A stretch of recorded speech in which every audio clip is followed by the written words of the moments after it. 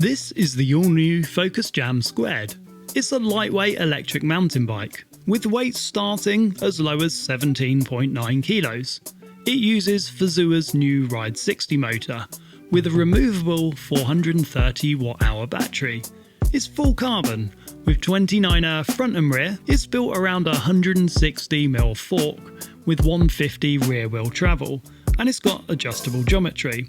And the head angle can be adjusted between 64.5 and 65.5 degrees. So let's take a first look around this new bike in a bit more detail. Looks super thin, really svelte looking, feels quite light. We'll weigh it in a minute. So we've got carbon frame, carbon rear triangle. This one's got alloy wheels, so it's not the top end model, it's like one down. This is 7499. £7,500. Pretty lightweight, even though it's got fairly beefy DT Swiss rims, HX 1700 alloy rims, Magic Mary on the front, and a knobby nick on the rear. Fox 36. So this is the Fox 36 Performance Elite, this looks like, which actually is as good as the factory. It's just not Kashima coated. All the internals and the performance of the suspension is basically a Fox factory, so it's a super high-end fork. Fox Float X on the rear, 160 travel on the fork and 150 on the rear. 430 watt-hour battery just goes in here. I'm going to see how easy that is to remove as well. And we've got the Fazua Ride 60 system with the little ring remote just on here. So you can see I've just turned it on, got the little modes just showing on here. Little kind of LED display.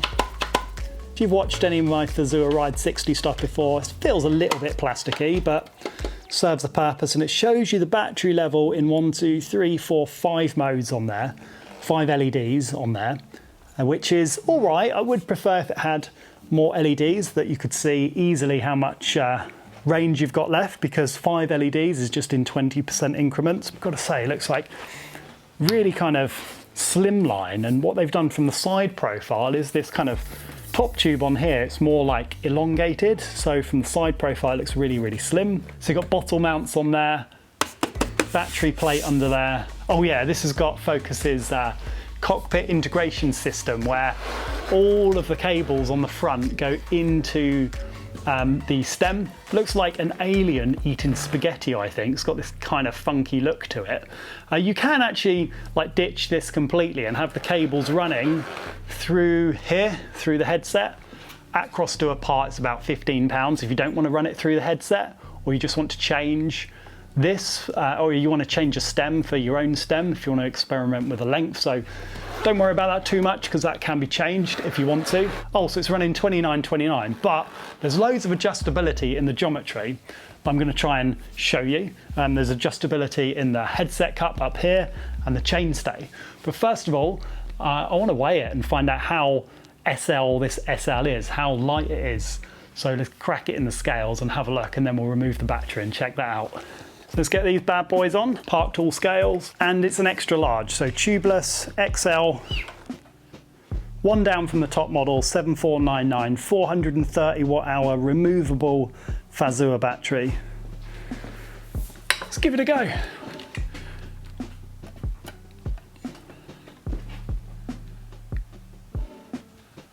Oh, look at that, 19 kilos, absolutely bang on.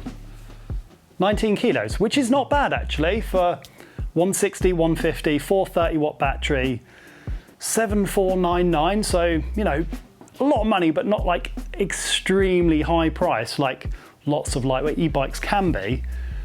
Yeah, 19 kilos. But actually you could make this lighter if you really wanted to. I mean, it's running a Magic Mary on the front and aluminium wheels.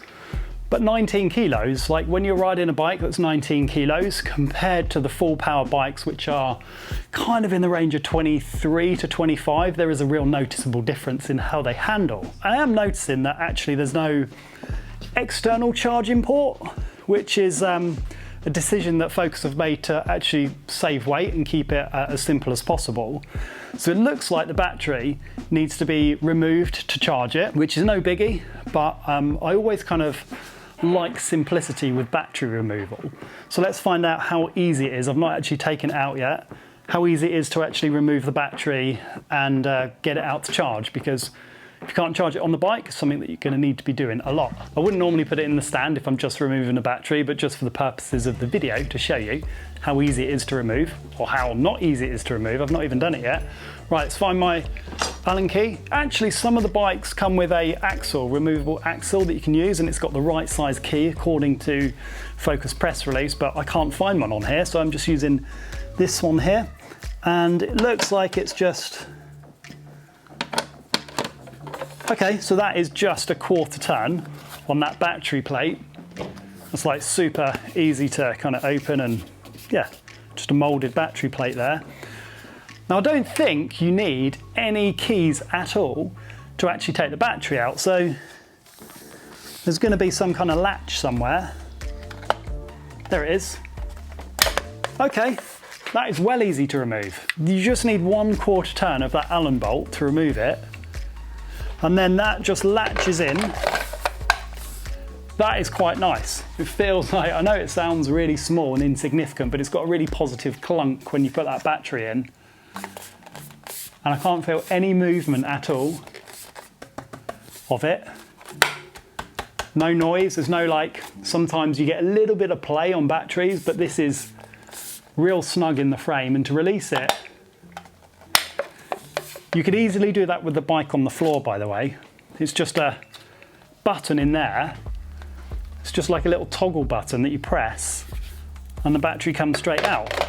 Now you can also get a range extender for this, a 210 watt range extender. So you'd have the 430 plus 210, so 430, 440, 640 range, 640 watt hours, sorry, with that range extender.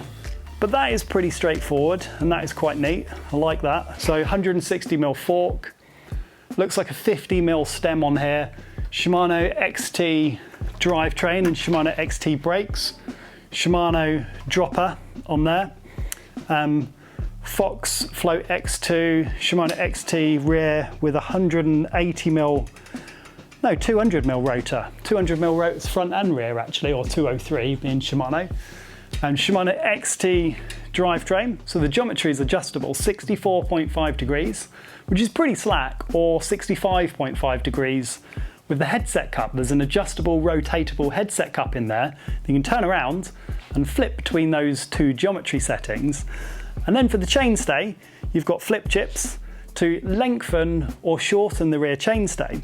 So you've got around 7mm of adjustment. So you can go from 440 on the chainstay to 447. Why would you do that? Well, actually, some people like a really short chainstay to keep the bike nimble and handle and keep maneuvering it quite easily out the back. But if you lengthen it, you get a little bit more stability, especially on straight line, and actually it can improve climbing because you've got more wheel behind you, so it's actually easier to get up and the bike doesn't want to kind of lift up so much. So with the adjustable headset, you've got 1 degree and you've got a configuration on the back, so you've actually got 4 different configurations that you can run it in. So you could run it in long and steep, long and slack, short and steep, short and slack, if that makes sense. Now I do like it when bike brands put these on because I do like to change geometry. I like to play around with it and find the ideal setting for me. So if you're tall, you might want to set it up with a longer chainstay, or if you just want a more playful bike, you might want to set it up with a shorter chainstay.